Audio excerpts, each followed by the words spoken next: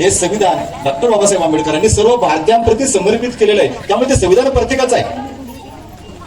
कारण प्रत्येक जण ज्यावेळेस घराच्या बाहेर भेटतो त्यावेळेस काही झालं तो म्हणतो तुझ्या बापाचं आहे का, मग हा बोलण्याचा अधिकार कुठून भेटला?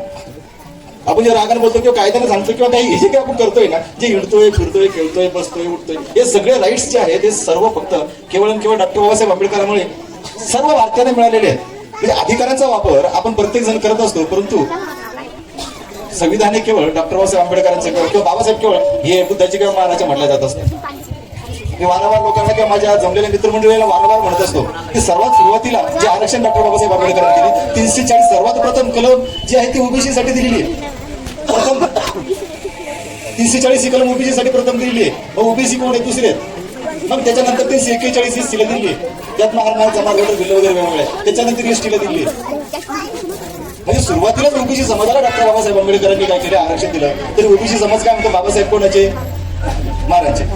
एसटी भिल्ल गोष्टी कोळी वगैरे तिन्ही माळी साळी कोळी, बाबासाहेब कोणाचे, महाराजचे. आणि तुमचं कल्याण करता कोण आहे, तुमचा उद्धार करता कोण आहे, हेच हे लोक जाणून घ्यायला तयार नाही.